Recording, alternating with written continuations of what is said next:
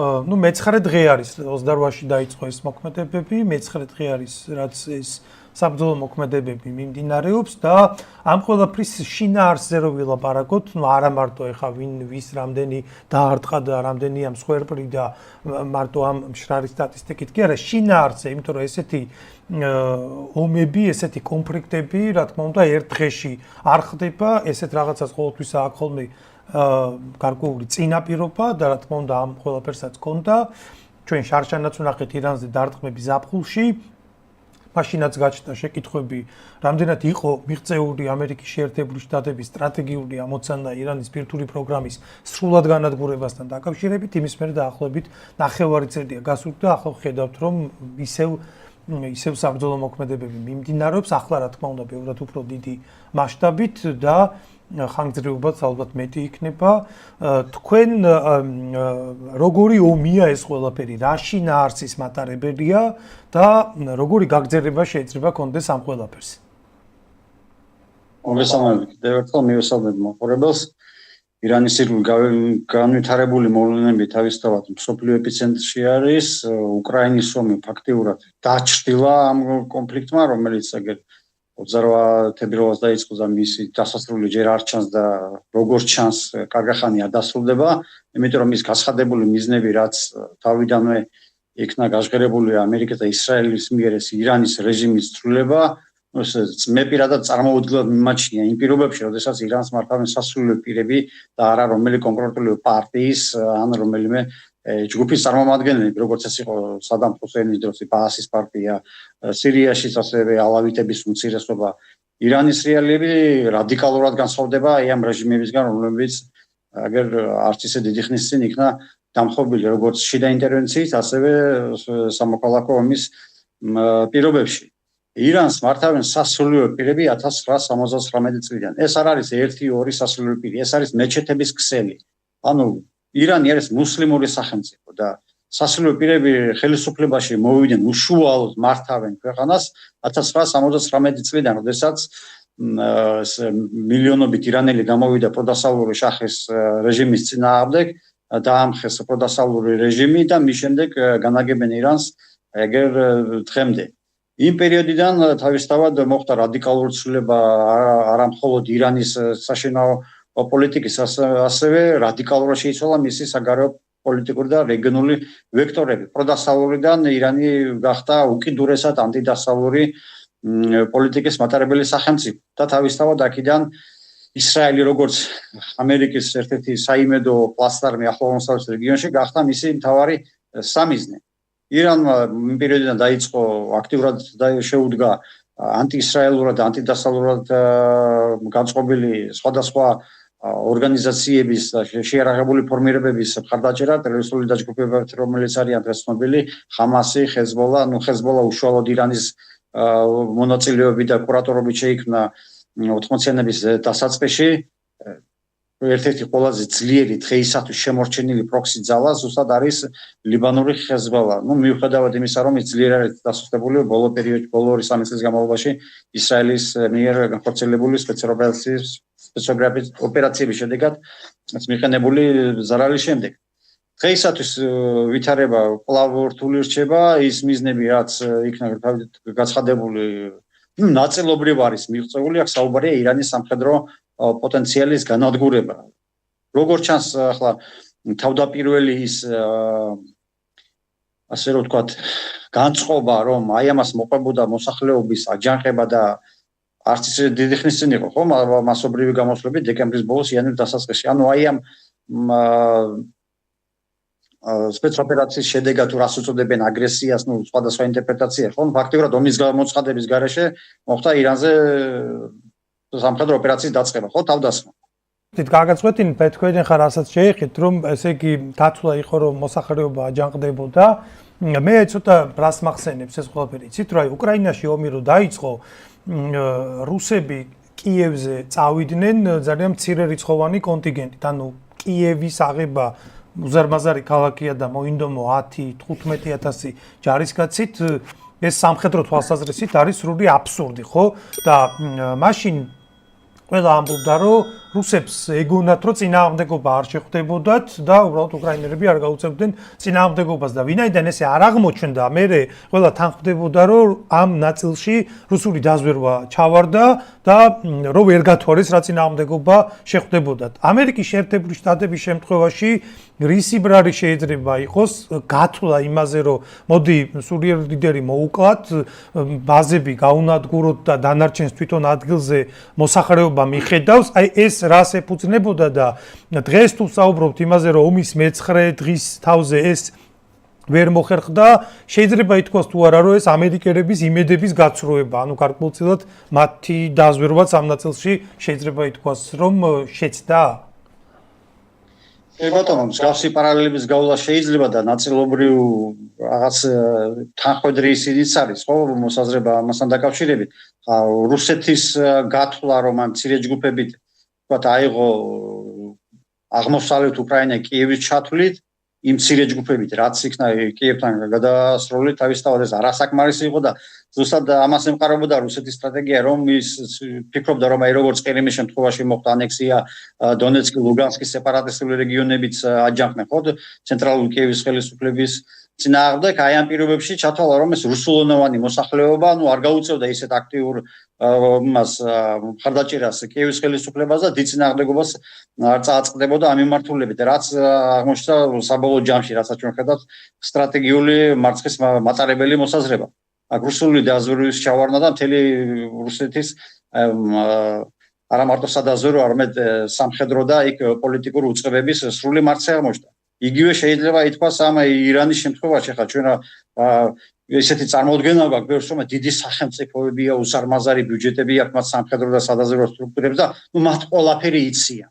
მასე შეგვიძლია აგერ 1978 წლის ნოემბრის ამერიკის ცენტრალურ სადაზვერვო სააგენტოს ის შემაჯამებელი დასკვნა, სადაც წერია, რომ მომდევნო 10 წლის განმავლობაში ირანის შაჰის რეჟიმს არაფერი არ ემუქრება და 4 თვეში შაჰის რეჟიმი დაამხოს. ახლა შეცდა, არ იცოდნენ, ვერ გათვალეს, ხდება ასეთი რაღაცები, რაც მიღმარჩება თუნდაც სადაზვერვო სტრუქტურების გათვლების იქით, ხო, ნუ არ შეუძლიათ ყველაფრის პროგნოზირება, იმიტომ რომ არსებობს ასე ფსიქოლოგიური განწყობა, ადამიანი კონკრეტულ შემთხვევაში როგორ მოიმოქმედებს და რა პოზიციას დაიკავებს, ამას ვერცერთი სადაზვერვო სტრუქტურა ვერ გათვლის. დიდწილად შეუძლიათ გათვალო, მაგრამ როგორც ჩანს, ყოველთვის არ შეუძლიათ. ეს აგერ უკრაინის შემთხვევაში გვიჩვენა რუსეთის სტრატეგიული მარცხი, ასევე გვიჩვენა ამერიკის შეერთებული შტატების მარცხი რევოლუციის მოხდენასთან და არ მოხდენასთან დაკავშირებით და დღეისათვის ახლა ასეთი ტიპის სამხედრო ოპერაციის წარმოება, ნუ აგრესია დავარქოთ, იმიტომ რომ ომის გამოცხადების გარეშე ერთი სუვერენული სახელმწიფო მეორე სუვერენულ სახელმწიფოს მთელ სამხედრო პოლიტიკურ ელიტას რო გაუნადგურებს, მისაღებია თუ მიუღებელია მასთვის, ხო? ბოლო-ბოლო ირანის საელჩოები ევროპულ ქვეყნებშიც არის, ნუ მრავლად ოფიციალურად აღიარებული სახელმწიფო, მაგრამ მისი პოლიტიკა არ ჟდებოდა ამერიკის რეგიონულ ინტერესებთან და თავისთავად ისრაელის რეგიონულ ინტერესებთან და ირანის ასეთი მკვეთრი პოზიცია დასავლეთის მიმართ და კერძოდ ამერიკულ შეერთებულ შტატების მიმართ პირდაპირ გამომდინარეობს ამერიკის პოლიტიკიდან ირანში, რაც შაჰის პერიოდში იყო, ნუ, გამეფებული ფაქტურად ამერიკას გააჩნდა დიდი გავლენები შაჰის რეჟიმზე. თვითონ შაჰის რეჟიმმა ჩაატარა ეს დიდი მნიშვნელობა აქვს, რომ აუხსნათ არსებული რეჟიმის არსი და ვიზია საუბარი და რატომ დაიკავა ამ რეჟიმმა ანტიდასავლური პოზიციები. რადგან სასულიერო პირები მართავენ. შაჰის პერიოდში სასულიერო პირებს შაჰმა ჩამოართვა მიწები, ჩამოაშორა სრულად სასამართლო სისტემას, ჩამოაშორა სრულად განათლების რეფორმას, პრაქტიკულად ირანი კონტროლი დაუწესა მეჩეთებში შემოწირულობაზე და ფაქტიურად გამოკეტა მეჩეთებში ამ რელიგიური, ამ კულტების და ამ რიტუალების აღსრულების კუთხით. სხვა დანარჩენი არანაირი გავლენა სასულიერო პირებს მაშინ არ ჰქონდათ, მაგრამ ბევრი მინუსების დაეწყო, კორუფცია, რეპრესიები და შემდეგ უკვე ამ სასულიერო პირების განაწყენებაც, განათლების რეფორმის ჩავარდნა, სოფლის მეურნეობის რეფორმის ჩავარდნა, ეკონომიკური პრობლემები, ამას შექმნა ის ფეთქებადი მასა, რაც შემდეგ თავისთვის გამოიყენეს სასულიერო პირებმა და უშუალოდ ისინი რომ მოვიდნენ ხელისუფლებაში, თავისთავად ისინი ლოიალურად ვერ იქნებოდნენ იმ ძალების მიმართ, ვინც მათ მიმართ ეს რეფორმები გაატარა, ასე იგი სოციალურ-ეკონომიკურ პოლიტიკის მიღმა დატოვა, გავლენების შეუმცირა და რეპრესიების ქვეშ ამყოფა სასულიერო პირები და არა მარტო ისინი, თავისთავად მათი პოზიცია აქედან გამომდინარე იქნებოდა მკვეთრად ანტიდასავლური. მის პერიოდიდან თავისთავად ირანი ატარებს, მეტნაკლებად როგორც ისახერხებს აი ამ ეკონომიკური სანქციების ქვეშ ატარებდა ანტიდასავლურ პოლიტიკას, რაც ასევე გულისხმობდა ისეთ სახელმწიფოებთან თანამშრომლობა, რომლებიც შეიძლება ანტიამერიკულად არ არიან განწყობილი, მაგრამ მეტოქეებად მოიაზრებიან რუსეთის ფედერაცია და ჩინეთი. ჩინეთი ბოლო პერიოდში ირანის ნავთობის 90%-ის შემსწრებელი იყო.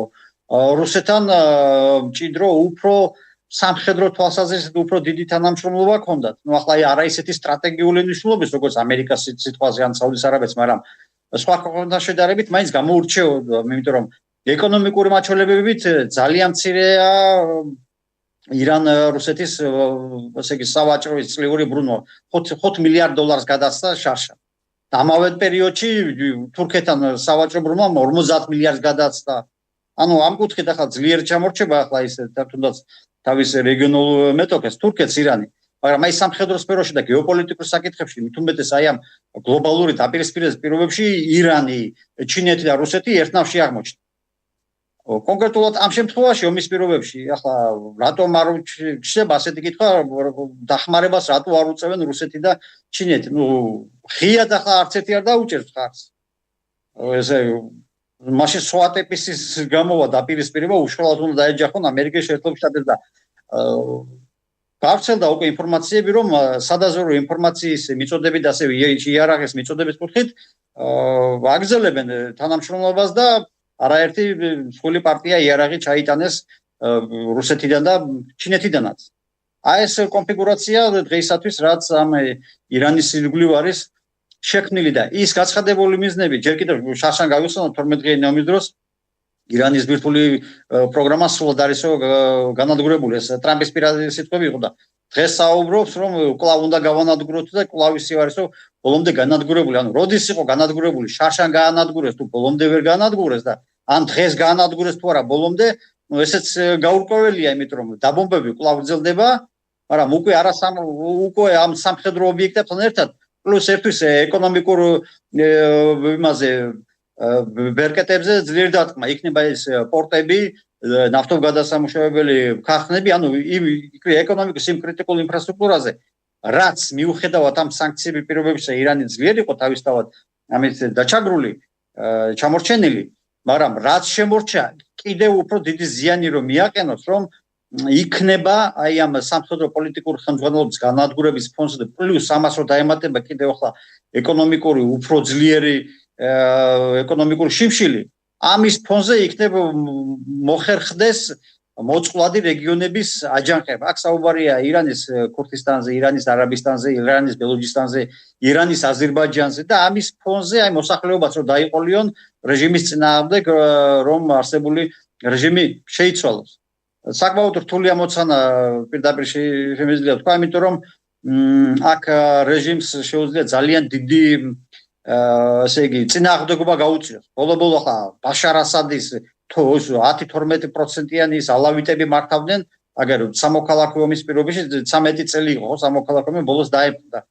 ირანის მოსახლეობის 100 მილიონი მოსახლეობის 98% მუსლიმია, აქედან 90% შიიტი.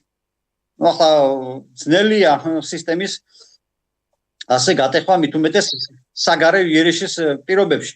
თუ თავისთავად არ მოხდა თვითონ ელიტებში, სამხედრო პოლიტიკურ ელიტაში განხეთქილება, რომ ზომიერმა ძალებმა მოახერხონ ამ კონსერვატიული ძალების ჩამოთვლილება ხელისუფლებიდან.